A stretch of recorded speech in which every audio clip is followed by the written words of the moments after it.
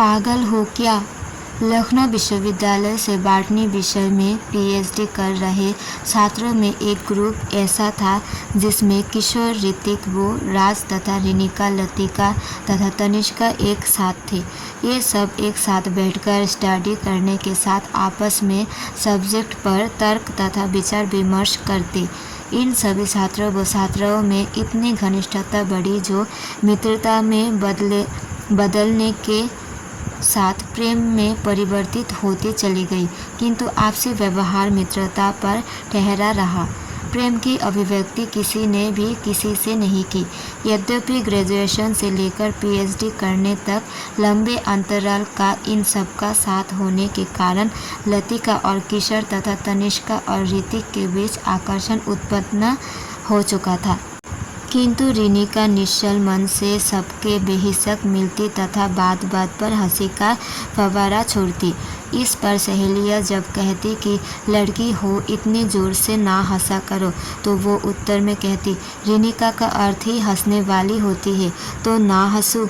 राज गंभीर, कम बोलने वाला, 6 फुट का लंबा तगड़ा कसरती शरीर, गोरा चिट्टा जवान था जिसे अक्सर रिनिका हेलो टार्जन जंगल किंग कहकर संबोधित करती, तो वो भी उत्तर में हेलो जंगल क्वीन कह देता और वो कह लगाकर हंसने लगती। परंतु उसके मन में किसी भी मित्र के प्रति सम्मोहन का एहसास नहीं हुआ।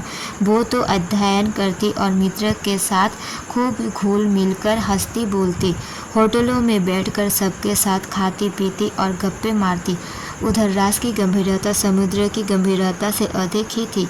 उसके मन में क्या है ये कोई भी साथी जान नहीं पाया। एक दिन कॉफ़ी हाउस में रिनिका और राज कुछ पहले ही पहुंच गए और अपने ग्रुप के निर्धारित टेबल पर कुर्सियां खींचकर बैठ गए। राज ने कॉफ़ी का ऑर्डर दे दिया। सब साथी आ जाते तभी कॉफ़ी का ऑर्डर देते। रिनिका ने राज से कहा, सब लोग आ जाए तो दोबारा ऑर्डर दे दे, खाली बैठकर क्या करें। उनकी प्रतीक्षा में कॉफ़ी ही पिए। राज ने रिनिका की और भरपूर नज़रों से देखते हुए उत्तर दिया। रिनिका चुप बैठी रही। कॉफ़ी के ट्रे आ गई। रिनिका ने कॉफ़ी बनाकर एक कप राज की ओर बढ़ा दिया और दूसरा अपनी, और उसने पहला सिप कॉफ़ी का जैसे ही लिया। मुझसे शादी करोगी? राज ने रिनिका पर दृष्टि जमाते हुए गंभीर लहजे में पूछा। रिनिका को राज का अप्रत्याशित प्रश्न सुनकर अपने शरीर में हाई वोल्ट करंट का झटका सा लगा और वो कुछ देर तक राज को गंभीर नज़रों से देखती रही।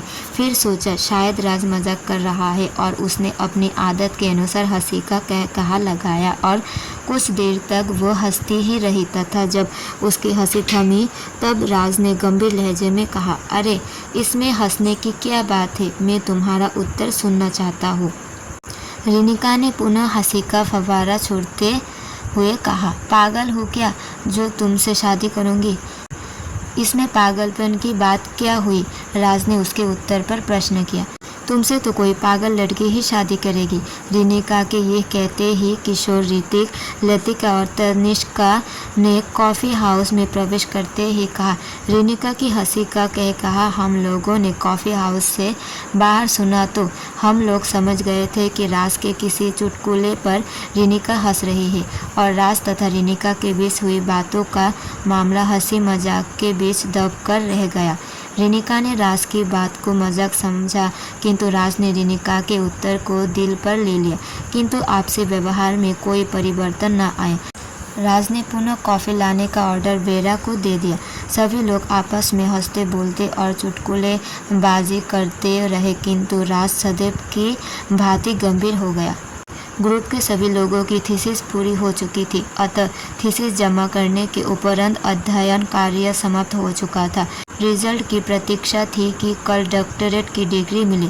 थीसिस जमा होने के दूसरे दिन रिनिका द्वारा क्लार्क अवध होटल में अपने ग्रुप के साथियों के फेयरवेल पार्टी की व्यवस्था की गई, जिसमें लतिका, तनिष्का, किशोर, ऋतिक तथा राज समय से पहुंच गए थे, जिनका स्वागत करने हेतु रिनिका पहले से ही उपस्थित थी।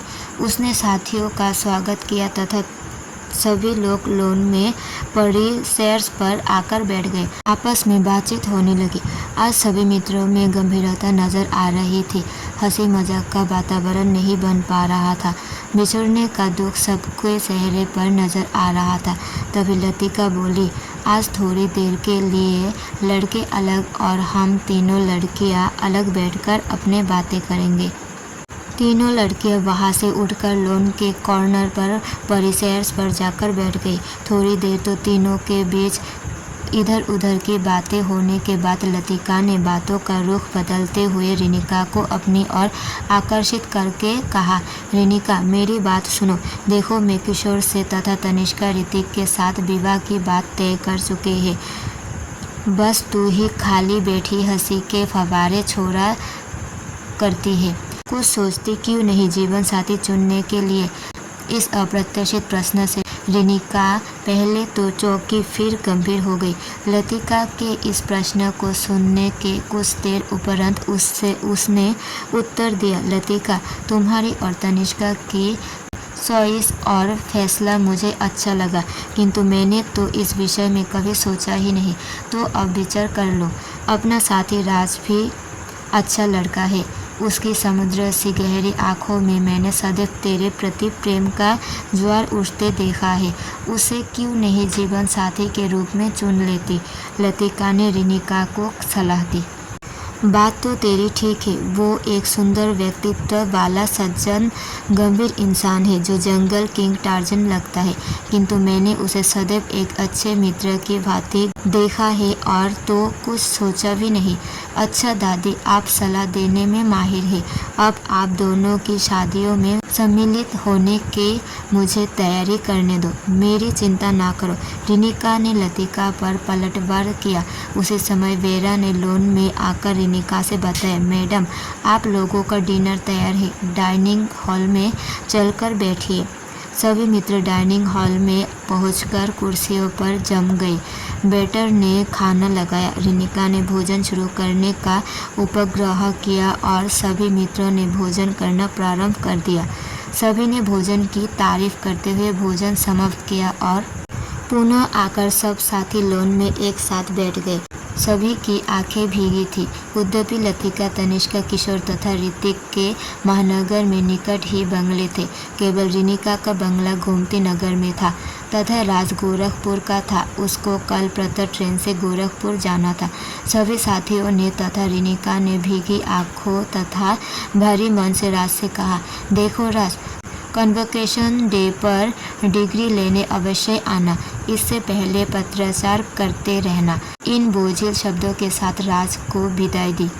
आप बुलाए और हम न आए ऐसा कभी नहीं हो सकता है। हमको भी आप सबकी बहुत याद आएगी। इतने वर्षों का अध्ययन का साथ जो मित्रता से भी आगे बढ़ गया हो, जिसमें हम में आपस में रिश्तों का एहसास महसूस होने लगा। ये लगाव एक दूसरे के प्रति कभी कम ना होए, ईश्वर से प्रार्थना रहेगी। राज ने गंभीर शब्दों में कहते हुए भीगी आंखों से गहरी दृष्टि अपने मित्रों पर डाली जो फिसलती हुई रिनिका पर आकर ठहर गई। रिनिका भी भीगी पलकों से रात को देख रही थी। दोनों की नज़रें कुछ पल के लिए टकराकर ठहर गई। तभी राज ने अपनी मनोस्थिति पर नियंत्रण करते हुए कहा, अच्छा मित्र, चलता हूँ, और मुड़कर हॉस्टल की ओर चला गया। सभी मित्र अपने अपने निवास की ओर भारी मन से चल दिए। सभी साथियों की थीसिस एक्सेस्ट हो गई तथा वो दिन भी आ गया जब डॉक्टरेट की डिग्री मिलती थी। ग्रुप के 5 लोग तो लखनऊ विश्वविद्यालय में आयोजित कन्वोकेशन डे पर पहुंच गए, किंतु वहां राज नजर नहीं आया। सभी साथियों की नज़रें कार्यक्रम में आने वालों में राज को तलाश रही थी तथा रिनिका की नज़रें राज की प्रतीक्षा में आने वालों पर टिकी रह गई थी और उसके चेहरे पर उदासी छाई थी। उसने कई बार लतिका और तनिष्का से धीमे स्वर में कहा, राज अभी तक नहीं आया, कहाँ रह गया वो? राज के बिना बड़ी बेचैनी हो रही है। मन में कुछ हो रहा है क्या? लतिका ने रिनिका को कुहनी मारते हुए चुस्की ली और कहा, चिंता तो हम लोगों को भी हो रही है कि राज कहाँ रह गया, किंतु तेरा दिल उसके ना आने पर कुछ अधिक बेकरार है। अरे हट, उसे डिग्री लेने तो आना था, अपना साथी है, चिंता तो होगी ही, रिनिका ने उत्तर दिया। कार्यक्रम प्रारंभ हुआ। 5 साथियों को डॉक्टरेट की डिग्री मिल गई। राजेश्वर नाम पुकारा गया, किंतु राज वहाँ नहीं था। सभी साथी राज के न आने से मायूस हो गए। कार्यक्रम समाप्त हो गया, किंतु राज नहीं आया। दूसरे दिन राज ने लखनऊ आकर विश्वविद्यालय कार्यालय से अपनी पीएचडी की डिग्री प्राप्त कर ली और बिना अपने साथियों से मिले ही गोरखपुर वापस लौट गया। यद्यपि साथियों से ना मिलने का मन पर भारी बोझ तथा हृदय में पीड़ा का अनुभव करते हुए उसे लौटना पड़ रहा था, जिसका वास्तविक कारण था रिनिका से नजरें ना मिलाना, जिसके प्रति उसके समुद्र जैसे गंभीर मन में प्रेम का अंकुर फूटना तथा प्रति उत्तर में रिनिका द्वारा कॉफ़ी हाउस में दिया गया उत्तर। रिनिका के प्रति उसके मन में दिन पर दिन समुद्र में उठने वाले ज्वार की भती प्रेम हिलोरे मारता बढ़ता ही जा रहा था, किंतु उसकी इस स्थिति से बेखबर थी रिनिका। जबकि राज के जाने के बाद तथा कन्वोकेशन डे पर उसके न आने पर रिनिका भी अपने हृदय में बेचैनी का अनुभव कर रही थी। अब उसे भी राज के प्रति अपने हृदय में एक कसक का एहसास सा महसूस होने लगा था। समय के स्थान पर ठहरना नहीं, कल चक्र घूमता हुआ मिनट घंटे दिन महीने पर करता आगे बढ़ता रहता है। रिनिका विश्वविद्यालय में प्रोफेसर हो गई। ऋतिक, किशोर, लतिका तथा तनिष्का भी लखनऊ में ही अलग अलग डिग्री कॉलेजों में प्रोफेसर नियुक्त हो गए। नौकरियां मिलने के कुछ ही समय बाद किशोर की लतिका से तथा ऋतिक का तनिष्का के साथ विवाह हो गया। इन दोनों विवाह कार्यक्रमों में रिनिका आगे आगे रही। विवाह हो जाने के उपरांत एक संध्या किशोर व ऋतिक ने अपनी पत्नियों तथा अंतरंग मित्र रिनिका के साथ होटल क्लार्क अवध में स्पेशल एकांत डिनर की व्यवस्था की, जहां बैठकर आपसी बातें कर सके और तफरीह बजी हो। आज ये सभी लोग 2 व्हीलर से नहीं, अपनी अपनी कारों से होटल आए थे। क्लार्क अवध होटल के लॉन में बैठे 5 मित्र हंसी मजाक और आपस में ठिठोली कर रहे थे, किंतु इन सभी लोगों को राज की कमी का एहसास दिलाया। इसी बीच किशोर ने लतिका को कूहनी लगाते हुए धीमे स्वर में कहा, रिनिका से पूछो। ये बात कोई भी सुन और समझ नहीं सका कि किशोर तथा लतिका के बीच क्या बात हुई। लतिका ने तनिष्का और रिनिका का हाथ पकड़कर छींटों से उठाते हुए कहा, इन दोनों पुरुषों को बातें करने दो, आओ हम तीनों अलग बैठकर अपनी पर्सनल बातें करेंगे। तथा तीनों लड़कियां वहां से उठकर थोड़ी दूरी पर लॉन में पड़ी चेयर्स पर जाकर गोला बनाकर बैठकर बातें करने लगी। एक बात पूछो रिनिका, अदरवाइज ना लेना। वास्तविकता है कि हम लोग एक दूसरे के दुख दर्द के साथी अंतरंग मित्र हैं। इसी कारण पूछ रही हूँ, क्योंकि हर पल प्रसन्न रहने वाली, हर बात पर हंसने हंसाने तथा हंसी के ठहाके लगाकर मौज मस्ती की तरंगे बिखरने वाली रिनिका इतनी चुप और गंभीर क्यों रहने लगी? सदैव डिप्रेशन में रहती दिखाई पड़ती हो। इसका कारण क्या है? क्या ये कारण तुम हम मित्रों के साथ शेयर नहीं कर सकती? लतिका ने बड़े ही प्रेम भाव से रिनिका के कंधे पर हाथ रखते हुए पूछा। तुम्हें क्या बताओ लतिका, मेरी स्थिति तो अजीब हो गई है। परिवार के साथ रहती हूँ, किंतु लगता है अकेली हूँ। तुम लोगों के बीच आकर भी अकेलेपन का एहसास होता है। क्लास लेती हूँ, इतने स्टूडेंट्स के बीच भी अकेली होती हूँ। अपने बेडरूम में होती हूँ तो अकेलापन जैसे खाए जा रहा हो, मुझे ऐसा महसूस होता है। नींद भी नहीं आती है, यदि आती भी है तो स्वप्न आकर घेर लेते हैं। हर समय उलझन सी बनी रहती है, कुछ समझ में नहीं आता क्या करूं। रिनिका ने थके थके निढल लहजे में अपनी स्थिति अपनी सहेली लतिका और तनिष्का को बताई। तुम्हारी समझ में सब कुछ आ रहा है, तुम खुलकर बताने में संकोच कर रही हो, किंतु मैं तुम्हारी इस स्थिति का कारण महाभारत के संजय की भांति देख रही हूँ। तुम्हारे हृदय से लेकर मानस पटेल पर एक चित्र छपा है और वो चित्र है राज का। एक दिन तुझसे मिलने जब तेरे घर गई थी तो तेरे कमरे में बेड के निकट टेबल पर पहले जहाँ हम साथियों का ग्रुप फ़ोटो फ्रेम रखा रहता था, उस दिन उसी ग्रुप फ़ोटो के निकट ही इसी ग्रुप फ़ोटो से केवल राज का फ़ोटो अलग करवाकर फ्रेम में जरा उसी ग्रुप फ्रेम के निकट रखा था। उसे देखते ही मैं समझ गई थी अब तो गई रिनिका काम से। एक तो तुम्हें नींद ही नहीं आती है और यदि आ जाती है तो सपने में राज तुम्हारे साथ होता है। हम लोगों के बीच होती हो अथवा क्लास में तो भी राज की सभी तुम्हारे साथ होती है। मुंह में ताला कब तक डाले रहोगी? कहती क्यों नहीं कि राज के बिना तुम अकेली हो। तुम्हारी इस चुप का कारण राज है। राज के जाने के बाद उसके वापस ना लौटने के उपरांत ही ये सेंस तुम्हारे अंदर आया है। इस बात का एहसास हम सभी मित्रों को होने लगा था। अन्यथा ठट्टे लगाने वाली रिनिका ने परवाह ही कहा की है किसी की। कहती चली गई लतिका, तुम्हारा अनुमान सही है लतिका। मैं ही बहकी रही, किसी भी बात को कभी गंभीरता से नहीं लिया। प्रत्येक बात को हल्के में लेकर हंसी में उड़ा देती रही। यहाँ तक कि कॉफ़ी हाउस जिस दिन मैं और राज तुम लोगों के आने से पहले पहुँच गए थे, तब एकांत में राज ने मुझसे पूछा था, मुझसे शादी करोगे?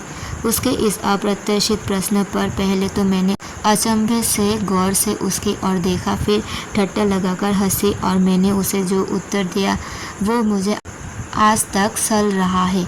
मैंने उससे कहा, पागल हो क्या जो तुमसे शादी करूँगी? तुमसे तो कोई पागल लड़की ही शादी करेगी। और फिर इसी बीच तुम लोग आ गए। इसके बाद उसने मुझसे ऐसा प्रश्न कभी नहीं किया। हाँ, पहले से कुछ अधिक ही वो गंभीर रहने लगा, जिसे मैंने महसूस तो किया किंतु गंभीरता से नहीं लिया। मैंने उस समय उसकी इस बात को मजाक समझकर हंसी में उड़ा दिया था, लेकिन मैं समझ ना सकी कि उसके हृदय में, उसकी आंखों में मेरे लिए क्या है। आत्मा की कराह के साथ रिनिका ने अपनी दोनों सहेलियों से अपने दिल का दर्द बयां किया। तू तो सदैव अल्हड़ कुंवारियों की भती छलांगे मारना, मजाक उड़ाना, ठट्टे लगाने के अतिरिक्त कुछ समझती ही नहीं थी। तेरी समझ में ये भी नहीं आता था जब तू राज को कहती हेलो जंगल किंग टार्जन और उसके उत्तर में वो मुस्कुराकर कहता हेलो जंगल क्वीन, तब तुम कह लगाकर हंस देती। किंतु तुम्हारी समझ में नहीं आता कि वो टार्जन की हीरोइन जंगल क्वीन का स्थान तुम्हें दे रहा है। तुम्हें तो हंसी ठट्टे से फुर्सत नहीं थी, तुम किसी बात पर गंभीरता से सोचती ही कहाँ थी। मैंने उसकी आंखों को पढ़ा है। वो जब तुम्हारी ओर देखता तो तुम्हारे प्रति प्रेम का समुद्र ठाटे मारता मुझे सदैव नजर आया, किंतु तुम अपने होश में ही कहाँ थी जो किसी के प्रस्ताव अथवा आंखों में उमड़ते प्यार के सागर के विषय में सोचती, और यदि हाँ कहने पर सोचने समझने की आवश्यकता भी तो ऐसा कड़वा उत्तर ही ना देती, चुप रह जाती, तो वह भी सोचता कि कोई लड़की इतनी जल्दी हाँ कहने में असमर्थ होती है। लतिका ने रिनिका से गंभीरता से कहा, अब हो भी क्या सकता है, अब तो सब मामला मेरी मजाकिया आदत के कारण, बिना सोचे समझे चंचलतापूर्ण राज को दिए गए उत्तर के कारण बिगड़ ही चुका है। तुम ही बताओ लतिका, अब मैं क्या करूं? मेरा तो हर दिन थका हुआ गुजरता है। करवाटें मेरे सीने पर मायूसियाँ बिखर जाती है और जब पलकें झपकाती है तो राज मेरे निकट होता है और मैं राज के निकट। किंतु जब रात्रि के समापन पर प्रातः सूर्य की किरणें जंगलों से आकर मेरे शरीर को जलाने लगती है तो आँख खुल जाती है और मैं सूर्य की उन किरणों को कोसती जिन्होंने राज को मुझसे अलग कर दिया, मेरे सपनों को बिखर दिया। सहेलियों से अपनी दास्तान उभरी बयान करते हुए रिनिका की आंखों से आंसू के बूंद लॉन की घास पर टपक कर बिजली की रोशनी में चमकने लगी। हताश ना हो रिनिका, ईश्वर की कृपा से जब शकुंतला को उसे भूल चुका राजा दुष्यंत मिल सकता है तो तुम्हें राज क्यों नहीं मिल सकता? तुम्हारा प्रेम, तुम्हारा विश्वास तथा तुम्हारे हृदय से राज से मिलन की आस एक दिन अवश्य तुम्हें राज से मिलाएगी। लतिका की आंखें भी भीग गई थी। उसने रिनिका को हौसला और विश्वास दृढ़ बनाए रखने की सलाह दी। अब तक तो उसका विवाह भी हो गया होगा, पता भी तो नहीं है कि वो कहाँ है। हताशा के साथ रिनिका के अधरों से ये शब्द निकले। हृदय से किसी को प्रेम करने वाले जल्दी विवाह भी नहीं करते। मेरा विश्वास है राज ने भी विवाह नहीं किया होगा। लतिका ने अपने विचार व्यक्त किए। उसने यदि विवाह कर भी लिया हो किंतु मैं विवाह उसके अतिरिक्त किसी भी अन्य पुरुष से नहीं करूँगी। कारण यह कि यदि मैं किसी से भी विवाह कर भी लूँ तो मैं ना उसे प्रेम कर सकूँगी और ना ही उसे प्यार दे सकूँगी। तो मैं अपना और उस व्यक्ति का जीवन जबरन बर्बाद क्यों करूँ? इसी से मैं राज के अलावा किसी अन्य पुरुष को अपने मन हृदय में स्थान नहीं दे सकती। रिनिका ने अपनी आंखों से आंसू पोंछते हुए कहा। प्यार के पल रोमांटिक गजल होते हैं, इसलिए प्यार करने वाले जीवन के इन खूबसूरत लम्हों को चाहते हैं कि यही थम जाए और हम सदैव प्यार के सागर में डूबे रहे। लतिका ने रिनिका के कंधे पर हाथ रखकर कहा, मेरे ईश्वर से प्रार्थना है कि तुम्हारे जीवन में राज आ जाए और ये लम्हे भी। एक दिन रिनिका जब विश्वविद्यालय से पढ़ा कर अपने घर आई तो देखा घर में सन्नाटा है। मम्मी पापा अत्यधिक चिंतित चुप बैठे हैं। वो अपने कमरे में चली गई, अपना बैग टेबल पर रखा, किंतु उसे कुछ अनहोनी का एहसास हुआ और वो बिना चेंज किए अपने मम्मी पापा के निकट आकर बैठते हुए उनके चिंतित चेहरे को पढ़ते हुए पूछा, क्या बात है, आप दोनों इतने चुप तथा चिंतित क्यों है? क्या कारण है? कोई बात नहीं, तुम थकी मंदी आई हो, जाकर अपने कमरे में थोड़ा आराम कर लो। उसके माता पिता ने कुछ न बताते हुए रिनिका से कहा। नहीं पापा, कुछ बात तो है, अन्यथा इतनी चिंता तथा खामोशी आप लोगों के चेहरे पर मैंने कभी नहीं देखी। आपको बताना तो पड़ेगा ही, अन्यथा ना आराम करूँगी जाकर, ना ही कुछ खाऊंगी पीऊंगी। इतना कहते हुए रिनिका ने अपने पापा के गले में दुलार से हाथ डालकर कहा, बताइए ना पापा, क्या बात है? बेटी, बात यह है कि यहाँ एक कोई बहुत बड़ा माफिया घनश्याम बाबा है। ऑफिस आए थे और उन लोगों ने खुले रिवॉल्वर मेरी टेबल पर रखकर मुझसे कहा, इंजीनियर साहब, जो हम कह रहे हैं सुनो। इस महानगर का हर बड़ा व्यापारी, डॉक्टर, इंजीनियर, सभी लोग महामारी उगा ही देते हैं, केवल आप बचे हैं। अतः आपके लिए बाबा का आदेश है कि 1 लाख रुपए महीना आप देंगे। अरे भाई, आप लोग कौन है? ये बाबा कौन है जो मुझे आदेश दे रहे हैं उगाही देने की?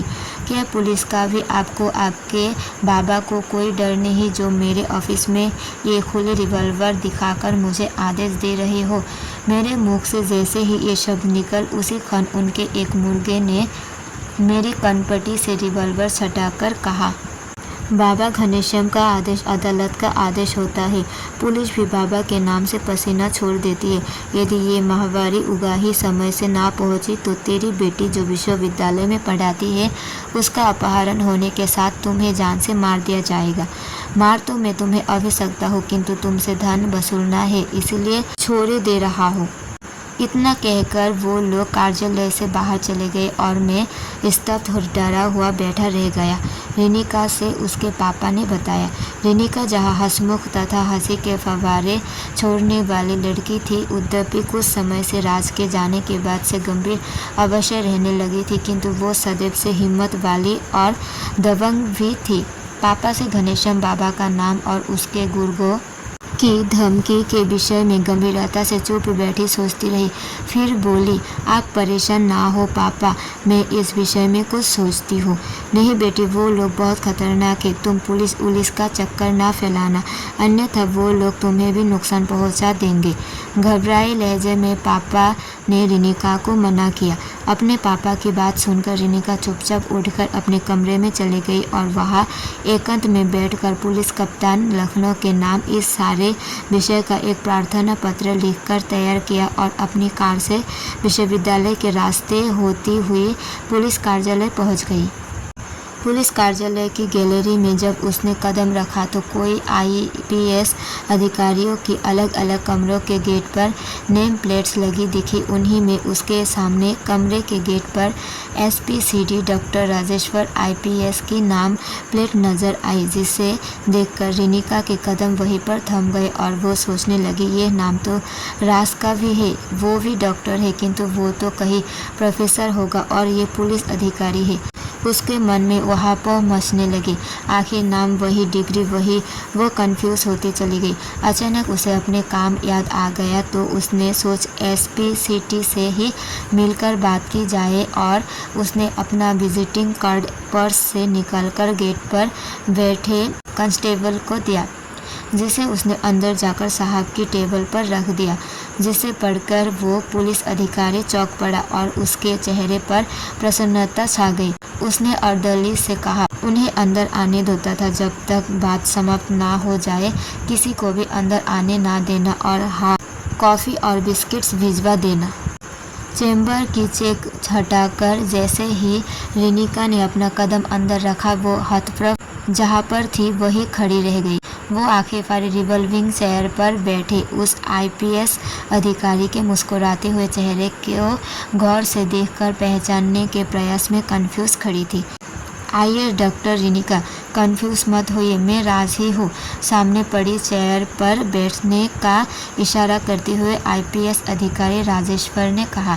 तुम राज हो, किंतु ये क्या और कैसे? रेनिका ने असंभव के साथ चेयर पर बैठते हुए प्रश्न किया। जो तुम देख रही हो तथा जो सामने है वो सत्य है। कंफ्यूज होने की आवश्यकता नहीं। क्या और क्यों का उत्तर हम सभी मित्र जब एक साथ बैठेंगे तब दूंगा। वो सब मित्र कैसे हैं? उन लोगों ने तो शादियां कर ली। तुमने शादी की? राज ने बताने और पूछने लगा। सभी मित्र तुमको बहुत याद करते हैं। तुमने तो अपना पता भी नहीं दिया, ना ही हम लोगों की कोई खबर ली। ऐसा लगा कि तुम भूल ही गए। रेनिका ने गंभीरता के साथ उत्तर दिया। तुमने बताया कि वो सब मुझे बहुत याद करते हैं और तुम? मुस्कुराते हुए राज ने कहा। मैं भी। रेनिका ने सिर झुकाकर उत्तर दिया। तुमने शादी कर ली? मेरे इस प्रश्न का उत्तर तुमने नहीं दिया। राज ने पुनः पूछा। नहीं, क्या तुमने शादी कर ली? रेनिका ने भी उत्तर देने के साथ राज से प्रश्न किया। मैं शादी किसके साथ करता? मुझे कोई पागल लड़की ही नहीं मिली जो मुझसे शादी करती। राज ने चुटकी लेते हुए मुस्कुराकर उत्तर दिया। रेनिका ने पूर्व में दिया हुआ अपना उत्तर राज के मुंह से सुनकर सिर झुका लिया और सोचने लगी कि मेरा अनजाने में बिना गंभीरता से समझे हुए हंसी में दिया उत्तर राज को अभी तक याद है। तभी राज ने रेनिका की स्थिति का अंदाज़ा लगाते हुए मुख्य मुद्दे पर आकर पूछा। आज तुम्हें पुलिस कार्यालय आने की क्या आवश्यकता पड़ गई? किंतु जो भी आवश्यकता हो, शायद ईश्वर को बिछुड़े मित्रों को मिलाना मंजूर था। इसी कारण किसी कारणवश तुम्हें यहाँ आना पड़ा। वैसे 1-2 दिनों में मैं स्वयं तुम सबसे मिलने आने वाला था। राज ने रेनिका से मन की बात कही। मैं तो तुमसे स्वयं यही कहने वाली थी कि तुम लखनऊ में होते हुए मित्रों से मिलने नहीं आए। क्या भूल गए इतना पुराना गुजरा हुआ साथ? रेनिका ने सकुचाते हुए कहा। मैं तो उन्हीं यादों के सहारे जीवित हूँ। मैं भला तुमको और साथियों को कैसे भूल सकता हूँ? नौकरी जीवन की आवश्यकता है, किंतु अतीत की स्थितियाँ जीवित रहने का सहारा है। राज ने रेनिका पर दृष्टि गड़ाते हुए बूझे बूझे अंदाज में कहा। खैर, ये सब अभी छोड़ो। हम सब साथी जब बैठेंगे तो बातें होंगी। आज अपने आने का कारण बताओ, राज ने पूछा। रेनिका ने अपने पर्स से एक प्रार्थना पत्र निकालकर राज की टेबल पर रख दिया तथा कम शब्दों में अपने पापा के साथ घटित घटना बता दी। टेबल पर अपने सामने रखे प्रार्थना पत्र को राज ने कई बार पढ़ने के उपरांत घंटी का बटन दबाया। घंटी की आवाज़ होते ही गेट पर बैठा अर्देली शीघ्र ही अंदर आकर अटेंशन खड़ा होते हुए बोला। जी सर। रीडर से जाकर कहो शीघ्र मेरे पास आए। राज ने अर्देली को आदेश दिया। कुछ ही देर में रीडर ने कमरे में प्रवेश किया। जी सर कहकर आदेश की प्रतीक्षा करने लगा। गोमती नगर थाना क्षेत्र के प्रभारी निरीक्षक को फ़ोन करके कहो कि तुरंत ही मेरे सामने हाजिर हो। एसपी सिटी राज ने रीडर को आदेश दिया। थोड़े समय बाद ही गोमती नगर थाना क्षेत्र के प्रभारी निरीक्षक एसपी सिटी राजेश्वर के सामने सैल्यूट मारकर हाजिर थे। बैठिए। सामने पड़ी चेयर की ओर इशारा करते हुए राज ने इंस्पेक्टर से बैठने को कहा।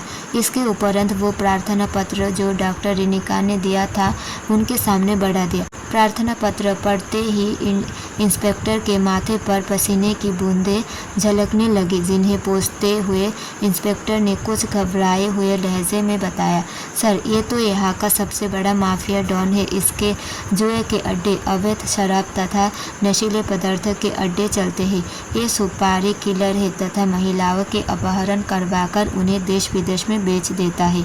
इसके सिर पर कई मंत्रियों का हाथ है, जिन्हें बाकायदा अवैध रूप से की जाने वाली वसूली तथा सभी अवैध कार्यों का हिस्सा मिलता है। इसमें पुलिस भी हिस्सा लेती है, इसी कारण इसे कोई टच नहीं कर पाता है। क्या ये पुलिस से बड़ा गुंडा है? राज ने इंस्पेक्टर से पूछा। सर, मंत्री तथा पुलिस सभी तो उसे सहयोग देते हैं, इंस्पेक्टर ने बताया। अच्छा, तो अब मैं देखता हूँ कि वो बड़ा गुंडा है या पुलिस और कानून।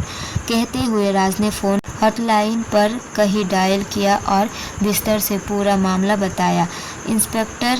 इंस्पेक्टर तथा रिनिका फ़ोन पर बात करते एसपी सिटी के चेहरे के हर पल बदलते भावों को देख रहे थे। कॉल समाप्त होने पर राज के चेहरे पर दृढ़ विश्वास, शांति, प्रसन्नता के भाव स्पष्ट देखे जा रहे थे। एसपी ने यह स्पष्ट नहीं किया कि उनके फ़ोन पर किससे बात हुई, किंतु महसूस हो रहा था कि किसी हाई पावर हस्ती से बात होने पर उसके चेहरे पर वोल्ट चमक दिखाई दे रही थी। तुम घर जाओ, 2 दिन तुम विश्वविद्यालय पढ़ाने ना जाना तथा अपने पिताजी को भी ऑफिस से फ़ोन पर ही छुट्टी लिवा देना। तुम्हारे घर पहुंचते ही घर की वो परिवार की सुरक्षा हेतु फोर्स पहुंच जाएगा। 2 दिन का मुझे समय चाहिए, मैं स्वयं तुम्हें फ़ोन करूंगा। चिंता करने की आवश्यकता नहीं है, रेनिका से राज ने बिस्तर से बताया। हाँ, एक बात का ध्यान रखना कि अपने साथियों को मेरी यहाँ पोस्टिंग तथा मुलाकात के विषय में ना बताना। मैं अचानक उनके घरों पर जाकर मिलकर सबको साथ लेकर तुम्हारे घर आऊँगा, राज ने रेनिका से कहा। खबरी से बाबा घनश्याम के अड्डे के साथ जितने भी अवैध कार्य के अड्डे थे, जुआ, शराब, स्मैक तथा जहाँ अपहत लड़कियाँ, महिलाओं को रखा जाता था, सभी अड्डों पर रात्रि के 3 बजे स्पेशल पुलिस बल के साथ एक ही समय में छापे डालकर बाबा घनश्याम तथा उसके गुर्गों व अवैध सामान व महिलाओं को पुलिस बल ने अपने कब्जे में ले लिया। उसी छापेमारी के कुछ देर बाद ही कोई मंत्रियों के फ़ोन की एसपी सिटी राजेश्वर के मोबाइल पर घंटियों बजने लगी, जिन्हें बड़े ही शांतिपूर्वक राजेश्वर ने अटेंड किया। मंत्रियों द्वारा पहले तो हड़काने का प्रयास किया गया। बाबा घनश्याम भला और सामाजिक व्यक्ति है, अपनी फोर्स तुरंत वहां से हटाकर सबको छोड़ दो। तुम्हें नौकरी करना है या नहीं? मंत्री जी, नाम तो आपका भी इस मामले में आया है, क्या आपके घर पर छापा डालूं आकर? राजेश्वर ने सधे हुए लहजे में कहा।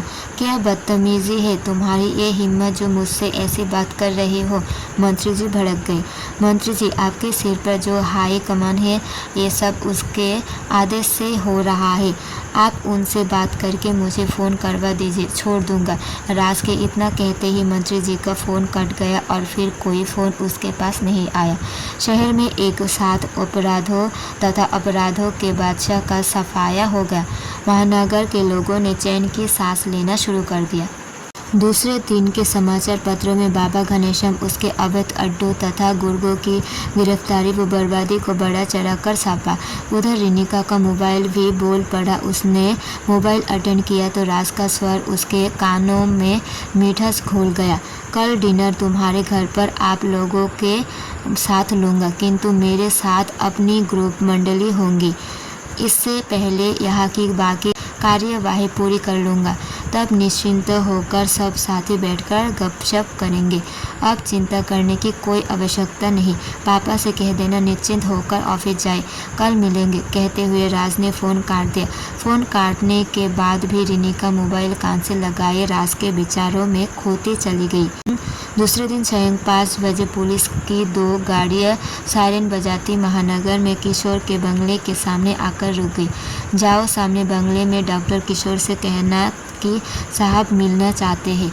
राज ने अपने अंगरक्षक को किशोर को बुलाने भेजा। अंगरक्षक द्वारा कॉल बेल का बटन दबाने के कुछ ही देर बाद डॉक्टर किशोर दरवाज़ा खोलकर बाहर आए तो सामने स्टेनोग्राम 3 बल्ले लगाए हेड आरक्षी खड़ा था, जिसे देखकर किशोर ने कुछ घबराहट के साथ पूछा, क्या बात है?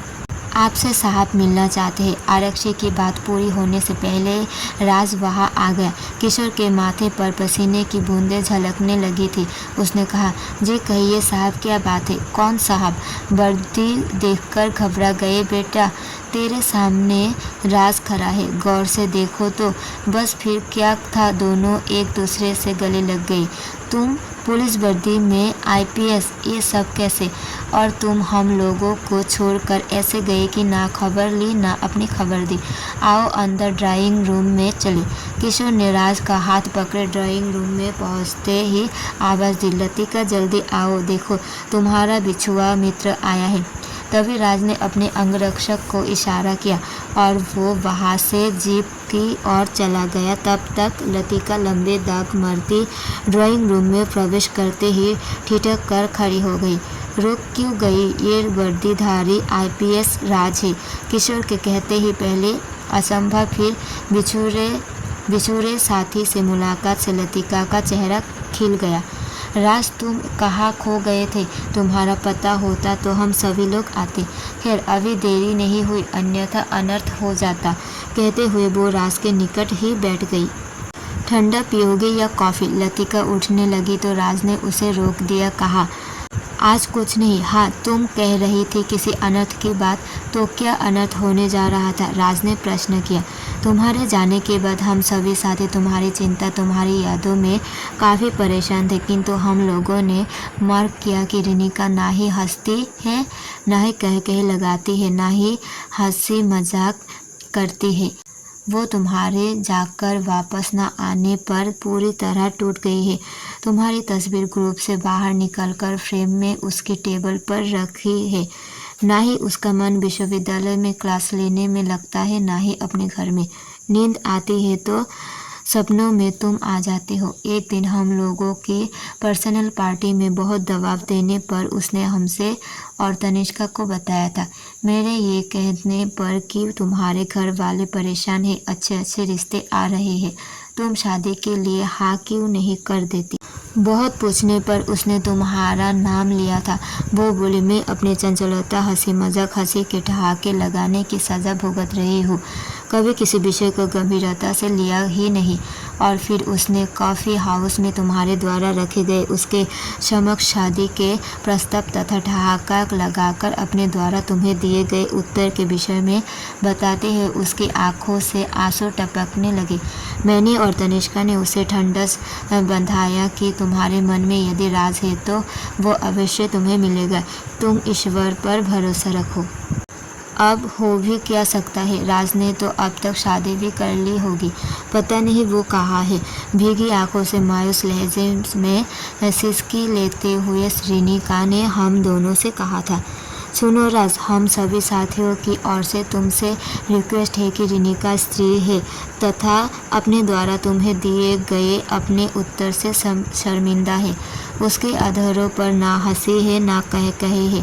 स्वास्थ्य भी तुम्हारी चिंता में पहले जैसा नहीं रहा।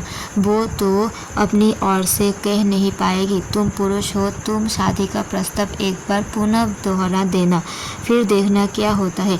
हम लोग कुछ देर के लिए बहाने से ड्राइंग रूम से बाहर चले जाएंगे। लतिका ने राज को डिटेल से रिनिका की स्थिति बताते हुए प्रॉमिस लिया। तुम लोग क्या समझते हो कि रिनिका के उत्तर से मैं कितना घायल हो गया था। आज तक उसके स्थान पर किसी को भी नहीं आने दिया। मेरे माता पिता ने भी विवाह पर कितना जोर दिया। तमाम लड़कियों के फ़ोटो आए जिन्हें मैंने देखा तक नहीं। मेरे मन मस्तिष्क में तो रिनिका की तस्वीर छप चुकी थी, उसे मिटाया नहीं जा सकता। उससे बिछुड़ने के जख्म आज भी सीने में हरे हैं, जिनके दर्द के एहसास के साथ ही जीवित हूँ। उद्यपी बड़ी ललक के साथ उसका मुझे टार्जन बुलाने में मुझे हौसला और हिम्मत दी थी जब मैंने उसके समक्ष शादी का प्रस्ताव रखा था, किंतु रिनिका द्वारा मुझे दिए गए उत्तर ने मुझे एहसास दिला दिया था कि मेरे मन में उसके प्रति एक तरफा प्रेम है, उसके मन में मेरे प्रति कुछ भी नहीं है। यही समझकर मैं मन ही मन घूरने लगा और यहाँ से चला गया और फिर वापस ना आया। अब तुमने रिनिका के विषय में जो कुछ बताया है, इस स्थिति के विषय में तो मैंने सपने में भी नहीं सोचा था। उसी के घर हम लोग इस समय चल रहे हैं। आज का डिनर तुम चारों और मेरा उसी के घर पर है। तुम लोगों को खबर देने से मैंने ही उसे रोक दिया था। 2 दिन पूर्व मेरे ऑफिस में अचानक रिनिका से मुलाकात हो गई थी, जहां वो किसी कार्य से गई थी। ना मिलने की तथा यह पोस्टिंग के बाद तुम सबसे मिलने ना आने का शिकवा कर रही थी। मेरे पुलिस में होने के विषय में भी उसने मुझसे पूछा था, किंतु मैंने ही उससे कहा था कि जब सब साथी एक साथ बैठेंगे तब डिटेल से बताऊंगा। खैर, अब चलो ऋतिक और तनिष्का को भी साथ ले ले। रिनिका सबकी प्रतीक्षा कर रही होगी। राज की बात समाप्त होते ही आरक्षी एक पैकेट कार्टून लेकर ड्राइंग रूम में आ गया। सामने टेबल पर रख दो, राज ने आदेशात्मक स्वर में आरक्षी से कहा और वो कार्टून टेबल रख कर वापस चला गया।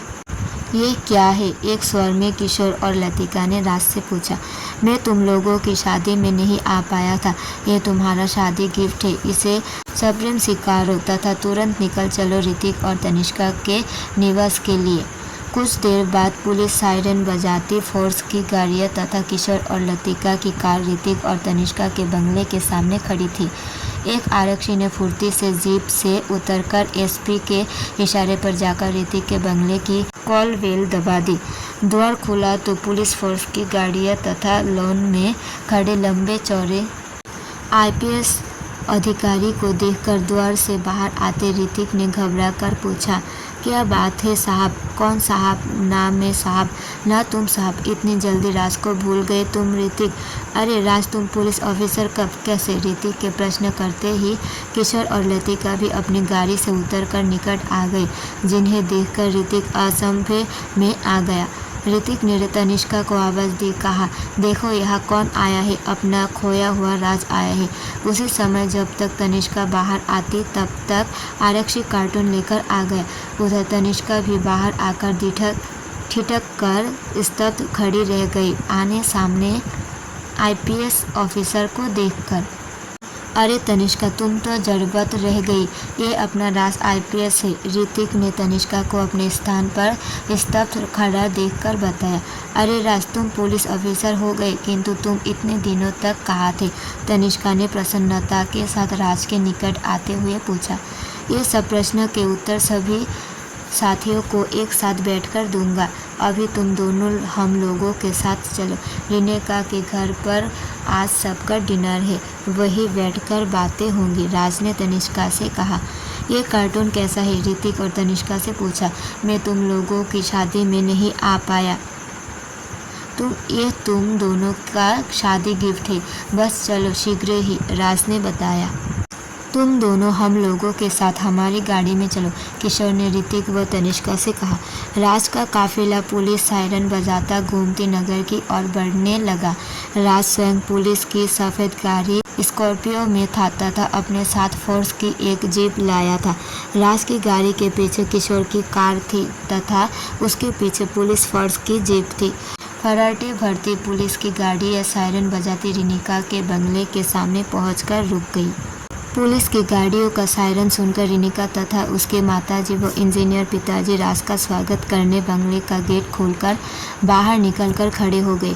शीघ्र ही अगले सीट पर बैठा गनर फुर्ती से गाड़ी से उतरा और अपने साहब एसपी सिटी का डोर खोल दिया और फुर्ती से राज गाड़ी से बाहर आ गया। तभी अपनी गाड़ी से किशोर, लतिका, ऋतिक, तनिष्का भी उतरकर राज के निकट आकर रिनिका के बंगले के गेट की ओर बढ़ने लगे, जहां रिनिका तथा उसके माता पिता खड़े इन लोगों की प्रतीक्षा कर रहे थे। निकट पहुंचते ही दोनों ओर से हाथ जोड़कर एक दूसरे के नमस्कार के साथ अभिवादन किया। हम लोग आप लोगों की प्रतीक्षा ही कर रहे थे, रिनिका ने राज की ओर देखते हुए कहा। मैंने तो आपको प्रतीक्षा का अवसर नहीं दिया, जबकि मेरा तो संपूर्ण जीवन ही प्रतीक्षा के नाम हो गया। ये शब्द राज ने धीमे स्वर में कहे, जिन्हें रिनिका तथा उसके अपने साथी ही सुन सके। सब लोग एक बड़े हॉल में पहुंचकर सोफों तथा चेयर्स पर विराजमान हो गए। नौकर ने पानी लाकर दिया। सभी ने पहले पानी लिया, इसके बाद नाश्ता लग गया। रिनिका व्यवस्था कराने में काफ़ी एक्टिव दिख रही थी। कोल्ड ड्रिंक आ गया। सभी लोग नाश्ते से फुर्सत पाकर बैठे तो रिनिका के माता पिता कमरे से बाहर चले गए। एक तो भोजन की व्यवस्था देखने, दूसरी बात है यह कि लड़के लड़के पुराने साथी आपस में मिल बैठकर हंसे बोलेंगे तथा बातचीत करेंगे। तब तक रिनिका भी आकर बैठ गई। अब प्रारंभ हुई मित्रों की अदालत। मिस्टर एसपी, आज हम लोग प्रश्न करेंगे, उत्तर तुमको देना है। किशोर ने सभी साथियों की ओर से बात रखी। हमारे प्रश्न तुम्हारे उत्तर। पहला प्रश्न, थीसिस जमा करने के बाद ऐसे गए कि ना अपनी खबर दी, ना ही हम लोगों की खबर ली, यहाँ तक कि कन्वोकेशन डे पर अपनी डॉक्टरेट की डिग्री तक लेने नहीं आए और इसके उपरांत भी ना कोई चिट्ठी ना फ़ोन आदि पर ही संपर्क करने का प्रयास किया। इन प्रश्नों के साथ विशेष प्रश्न ये कि एक टीचर आईपीएस कैसे बन गया। इन प्रश्नों के बीच तुम्हारे ना आने से हम सभी साथी परेशान थे, प्रतीक्षा कर रहे थे। बात कन्वोकेशन डे की विशेषकर है, जब सभी साथियों की निगाहें उसी रास्ते पर लगी थी जहाँ से तुम्हें आना था। किंतु उस दिन राज तुम्हारी प्रतीक्षा में बेचैनी जो हम लोगों ने रिनिका में देखी वो नोट करने वाली थी। बार बार वो मुझे कूहनी मारकर कहती, राज अभी तक नहीं आया, तथा जब मैं कहती कि तुम कुछ अधिक ही परेशान हो राज के ना आने से, अरे आता ही होगा, ट्रेन लेट हो गई होगी, इस पर ये उत्तर देती कि अपना मित्र है, साथी है, तभी परेशान हो। बिस्तर से लतिका ने प्रश्न के साथ सभी साथियों के उसके ना आने पर मन के भाव बताए। मित्र, मैं जब यहाँ से गया था तो अपने हृदय पर एक बोझ, एक जख्म लेकर गया था और निश्चय किया था कि आप लोगों के बीच अब कभी वापस ना लौटूंगा। यद्यपि मैं जानता था आप लोगों की याद बहुत सताएगी, छात्र जीवन की उन विधियों पर जहाँ हम लोग एक साथ टहलते घूमते हंसते बोलते थे। भला उन स्मृतियों को चाह कर भी भुलाया तो जा नहीं सकता। बताना कठिन है कि मेरे दिन और रातों कैसे बीती। तुम लोगों के चुटकुले, रिनिका की हंसी के ठहाके तथा जब मुझे आने में देर हो जाती तो उसका फ्रैंक अंदाज में कहना कि हेलो टर्जन, कहाँ रह गए थे। ये स्वर हर समय सोते जागते कानों से टकराते गूंजते रहते। मैं गोरखपुर विश्वविद्यालय में पढ़ाने लगा था, किंतु पढ़ाने में मन नहीं लगता था। तुम लोगों की स्मृतियों के जो पुष्प में अपने मन की माला में पिरोता रहा वो आज भी ताज़ा है। मेरा अंतर्मन उनकी महक से तुम लोगों के प्रेम तथा लगाव का एहसास दिलाता रहता है। राज गंभीर तो पहले भी रहता था, किंतु आज अपने मित्रों के प्रश्न का उत्तर देते समय उसकी वाणी में दर्द भरा था। आगे उसने कहा कि मैं टीचर से आईपीएस अधिकारी कैसे बन गया वो भी बताता हूँ। विश्वविद्यालय में पढ़ाने में मेरा मन तो लगता नहीं था, दुखी, सुस्त तथा चिंतित भी रहता था। मेरे पिताजी गोरखपुर के मशहूर वैद्य थे। एक दिन घर पर उनके घनिष्ठ मित्र मोहनलाल मिश्र, धीरज एडवोकेट जी चौकबंदी, वो दीवानी के मशहूर वकील हैं, मिलने आए। उस समय पिताजी किसी रोगी को देखने उसके घर गए थे। मैं ही घर पर था तो वो उनकी प्रतीक्षा में मेरे पास बैठ गए तथा मुझसे पूछने लगे कि मैं क्या कर रहा हूँ। मैंने बताया कि मैं विश्वविद्यालय में बॉटनी का प्रोफेसर हूँ। वो मेरा उत्तर सुनकर कुछ देर मुझे देखते रहे, फिर बोले, बेटे तुम्हारी जैसी पर्सनैलिटी का व्यक्ति मास्टर बनकर रह जाए अच्छा नहीं लगा। मैंने पूछा तो क्या करो अंकल, तुम आईपीएस कंपटीशन में बैठो। तुम्हारा जन्म एडमिनिस्ट्रेटिव अधिकारी बनने के लिए हुआ नहीं और मैं आईपीएस कंपटीशन में बैठ गया तथा पहले ही अटेम्प्ट में सेलेक्ट हो गया। इसके उपरांत ट्रेनिंग पर भेज दिया गया। ट्रेनिंग पूरी होने पर पहले गोंडा फिर बहराइच जनपदों में डिप्टी एसपी के तौर पर बतौर ट्रेनिंग पोस्टिंग हो गई। मेरे पिताजी काफ़ी पहुंच वाले व्यक्ति हैं। मैंने उनसे कहा कि मुझे लखनऊ ट्रांसफ़र पर भिजवा दीजिए। उन्होंने अपने रसूख से मेरी लखनऊ एसपी सिटी के पद पर पोस्टिंग करवा दी।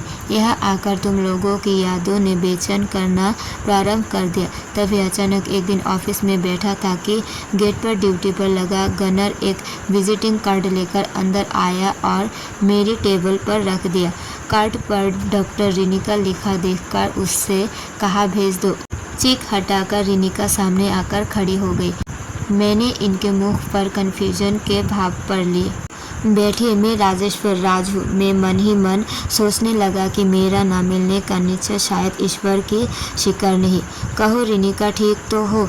किंतु मेरे प्रश्न के उत्तर में उन्होंने पूछा, तुम इस पद पर तुम तो ऐसे गए कि ना खबर ली हम लोगों की, ना अपनी खबर दी। इसी प्रकार कुछ आपसी बातों के उपरंत मैंने पूछा कि आखिर तुम्हें यहाँ क्यों आना पड़ा, और इन्होंने मेरे सामने एक प्रार्थना पत्र रख दिया जो लखनऊ के माफिया डॉन बाबा घनश्याम तथा उसके गुर्गों के खिलाफ था। मैं पुनः सोचने लगा कि जीवन की राहों के मोड़ ना चाहते हुए लोगों को मिला देते हैं। यह तो यह कार्य ईश्वर ने एक बुरे व्यक्ति बाबा घनश्याम को बिछुड़ों का मिलाने का सौंप दिया। मैंने रिनिका से 2 दिनों की मोहलत मांगी थी। आप लोगों ने समाचार पत्र में चित्र के साथ जिसमें मैंने अपना फोटो छपने का मना कर दिया था। बाबा घनश्याम, उसके गुर्गों तथा अवैध कार्यों के अड्डों की तबाही, उन सबको गिरफ्तारी छपी थी। पढ़ा होगा, इस बाबा घनश्याम ने हम लोगों को पुनः मिला दिया और हम लोग यहाँ बैठे आज बातें कर रहे हैं। राज ने बिस्तर से अपने खोए हुए दिनों की आत्मकथा बयां कर दी। इस समय के उसके मुख पर दर्द भरी प्रसन्नता के भाव स्पष्ट देख जा सकते थे। हॉल में सन्नाटा छाया था। केवल राज अपनी आत्मकथा सुना रहा था और सब साथी चुप बैठे सुन रहे थे। जब वो अपनी कहानी सुनाकर चुप हुआ तो थोड़ी देर तक हॉल में सन्नाटा बना रहा, किंतु कुछ ही घंटों बाद किशोर, लतिका, ऋतिक वो तनिष्का द्वारा धीमे स्वर में ताली बजा कर कहना प्रारंभ किया, वेल्डन रिनिका, वेल्डन रिनिका, जो तुमने लापता को तलाश कर हम लोगों से मिला दिया। सभी साथियों के मन मित्र मिलन की प्रसन्नता के उपरंत भी मन पर एक बोझ सा अनुभव कर रहे थे। लतिका ने राज से आंखों के इशारे से कुछ कहा और सोफे से उठकर खड़ी होते हुए बोली, रिनिका तुम यहाँ ठहरो, हम लोग लॉन में टहल कर आते हैं। सभी साथी अपने अपने स्थान से उठकर लतिका के पीछे लॉन की ओर चले गए और हॉल में अपने सामने निकट ही एकांत में बैठे रह गए राज तथा रिनिका। 2 प्रेमी जब पहली बार एकांत में मिलते हैं तो दिलों की धड़कनें बढ़ जाती है, बात करने में अंधेर धड़धड़ाने लगते हैं, शब्द मुख से निकल नहीं पाते। इस समय ऐसी ही कठिन परिस्थिति से गुजर रहे थे राज और रिनिका। दोनों एक दूसरे के सामने स्तब्ध बैठे थे। रिनिका के अधर राज से कुछ कहने को धड़धड़ा तो रहे थे, किंतु वो राज के समक्ष कुछ बोल पाने में स्वयं को असमर्थ पा रही थी। उसकी दृष्टि जमीन पर गड़ी थी, हाथ सोफे के हत्थे को जकड़े हुए थे। राज चुप बैठा केवल रिनिका को निहारे जा रहा था। उसके मानस पटेल से कॉफ़ी हाउस में रिनिका द्वारा दिया गया उत्तर बार बार टकरा रहा था, किंतु वर्तमान में रिनिका केस की पूरी फाइल लतिका पढ़कर सुना चुकी थी तथा ये प्रॉमिस लिया था कि तुम पुरुष हो, विषय का प्रारंभ तुम करना। स्त्री तो संकोची शर्मीली होती है, जो कुछ वो चाहती है वो भी पुरुष से कह नहीं पाती। अतः राज ने हिम्मत बटोरकर संकोच के साथ रिनिका से पूछा, तुमने शादी क्यों नहीं की? लतिका बता रही थी कि अच्छे अच्छे रिश्ते तुम्हारे लिए आए, किंतु तुमने इनकार कर दिया। इनका क्या कारण था? रिनिका के कानों में राज के मुख से निकले ये गंभीर शब्द टकराए तो रिनिका भी कुछ होश में आ गई। टार्जन नहीं मिला। रिनिका ने दृष्टि धरती पर जमाए हुए धीमे तथा संकोची स्वर में उत्तर दिया, वो तो जंगलों में रहता है, वन विभाग के अधिकारियों से कह देती, वो लोग उसे पकड़कर तुम्हें दे देते। राज ने मुस्कुराकर रिनिका को राय दी, मेरा टार्जन जंगलों में नहीं, हम लोगों के साथ रहता था। बीच के दिनों में पता नहीं कहाँ चला गया था। कुछ शर्माते कुछ सकुचाते हुए दृष्टि नीचे किए रिनिका ने उत्तर दिया, तुमने शादी क्यों नहीं की? रिश्ते तो आए होंगे? रिनिका ने प्रश्न किया। रिश्ते भी बहुत आए, फोटो बहुत आए, किंतु मैंने आज तक फोटो का एक भी लिफाफा ना खोला, ना ही फोटो देखी। माता पिता नाराज भी हुए, किंतु उनको नई नौकरी बताकर समझा लिया। राज ने गंभीरता पूर्वक उत्तर दिया, इसका क्या कारण था जो तुमने इतने अच्छे रिश्ते से इनकार कर दिया? हाँ भी कर देता तो लाभ ही क्या था? कोई लड़की मुझसे शादी करने की तैयार ही कहाँ होती। मुझसे तो कोई पागल लड़की ही शादी कर सकती है, और वो पागल लड़की अभी तक तो मिली नहीं जो मुझसे शादी करती। यही कारण है जो उस पागल लड़की की प्रतीक्षा में जीवन बिना रहा हो। देखो, वो पागल लड़की मुझे मिलती भी है अथवा नहीं। कहते समय राज के चेहरे पर गंभीरता तथा लहजा साधारण था। कुछ लम्हों तक वातावरण में स्तब्धता छाई रही। इतना सन्नाटा कि दोनों के दिलों की धड़कनों की आवाज़ तक सुनाई दे रही थी। रिनिका के शरीर में कंपन अनुभव होने लगे। सोफे के हत्थों पर उसकी हथेलियाँ की पकड़ मजबूत होने लगी। अथर कुछ कहने के थरथराने लगे। उसके मस्तक पर पसीने की बूंदें झलक आई और अचानक उसके मुख से ये शब्द फूट पड़े, मैं ही तो हूँ वो पागल लड़की। राज अपने स्थान से उठकर खड़े होते हुए रिनिका की ओर बढ़ गया। रिनिका भी अपनी सीट से उठकर खड़ी हो गई। मैं कब से प्रतीक्षा कर रहा हूँ तुम्हारे इस उत्तर का। सारा जीवन तुम्हारे उत्तर की प्रतीक्षा में व्यतीत कर देता, किंतु शादी न करता, राज ने गंभीरतापूर्वक कहा।